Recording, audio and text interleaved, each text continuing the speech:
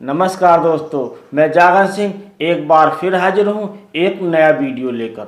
तो दोस्तों, जब हम धान की रोपाई कर देते हैं और उसके एक सप्ताह बाद हम जब अपने धान का खेत देखने जाते हैं तो उसमें हरियाली आना शुरू हो जाती है।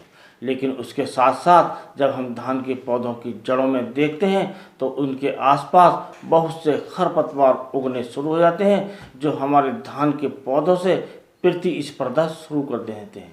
यानी कि वो खाद, पानी और जो माइक्रोन्यूट्रेंट्स हम डालते हैं वो और सूर्य का प्रकाश लेना शुरू कर देते हैं, जिससे कुल मिलाकर हमारे धान की पैदावार पर असर पड़ता है। तो दोस्तों, आज हम आपको ऐसे खरपतवार नाशकों के बारे में बताएंगे जो आपके धान के खेत में खरपतवारों को उगने ही नहीं देंगे। तो दोस्तों, जो सबसे पहला जो खरपतवार नाशक है वो आता है ब्यूटाक्लोर 50% EC और दूसरा है प्रोटिलाक्लोर 50% EC। आप इनमें से कोई सा भी एक खरपतवार नाशक ले सकते हैं और उसका प्रयोग कर सकते हैं।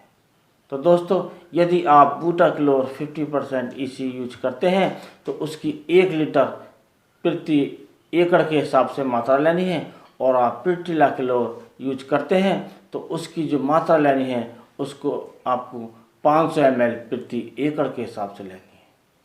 अब इनके डालने का, यूज करने का तरीका बता देते हैं।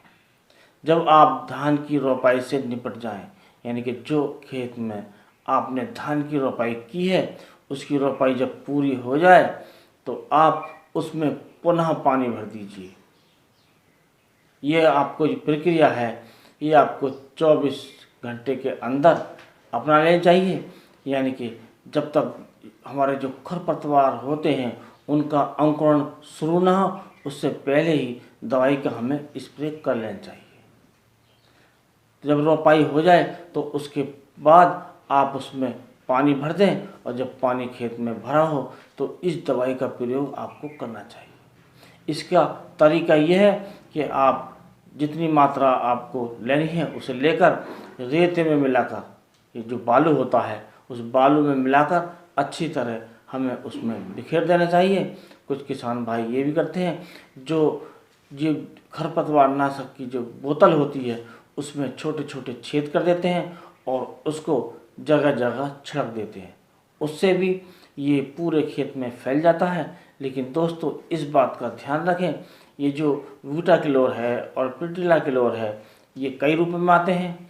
यदि आप सीधे बोतल में छेद करके आप इसे छिड़कते हैं तो आपको EC वाली ही लेनी चाहिए, क्योंकि EC वाली की खासियत होती है, ये जो दवाई होती है ये पतली होती है और ये पौधों पर ना जाने के बाद ये जो पानी पर है वो जल्दी फैल जाती है। और जैसे EW वगैरह होती हैं वो गाढ़ी होती हैं, वो फैलने में देर लेती हैं।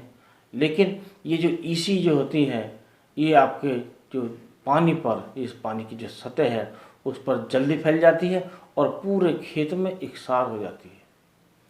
तो आपको जो भी यूज करनी हो आप इसकी सही मात्रा लेकर आप उसको बालू में मिलाकर स्प्रे कर बखेर सकते हैं, या आप बोतल को सीधे लेकर छेद करके बिखेर सकते हैं।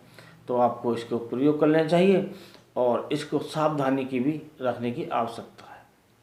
सबसे पहले सावधानी तो यही है कि इस प्रकार आप पानी भरें उसमें खेत में कि पूरे खेत में पानी खड़ा होना चाहिए, जिससे वो एकसार हमारे खेत में फैले। कहीं कहीं मान लो पानी नहीं पहुंचा है तो इस प्रकार नहीं बिखेरनी चाहिए। तो पूरे खेत में जब पानी फैल जाए तभी हमें दवाई को बिखेरना चाहिए। और दोस्तों, जैसे कि हमने बताया कि ये अंकुरण से पहले ही काम करती है, तो जो हमारे खरपतवार हैं उनके अंकुरण से पहले हमें प्रयोग कर लेने चाहिए। यानी कि जैसे हमने आज धान लगाए तो हम कल कर लें, परसों कर लें, उसके बाद हमें इसका प्रयोग नहीं करना चाहिए। और दोस्तों, इस प्रकार अगर हम इनका प्रयोग करते हैं तो हमारे धान के खेत में खरपतवार उगेंगे नहीं। यानी कि कुल मिलाकर हमारा जो खर्चा आएगा वो भी कम आएगा और धान की जो पैदावार मिलेगी ज़्यादा मिलेगी। और दोस्तों, यदि वीडियो पसंद आया हो तो वीडियो को लाइक कीजिए, दोस्तों में शेयर कीजिए, और चैनल पर बने रहने के लिए, इसी प्रकार के अच्छे वीडियो देखने के लिए आप चैनल को सब्सक्राइब कर लें और जो बेल आइकॉन का जो बटन है उसे भी दबा दें, ताकि आपको जो नोटिफिकेशन है वो समय से मिलती रहें और आप हमारे वीडियो देखते रहें। इसी के साथ इस वीडियो को करते हैं समाप्त। अगले वीडियो में कोई नया टॉपिक लेकर फिर मिलेंगे। तब तक के लिए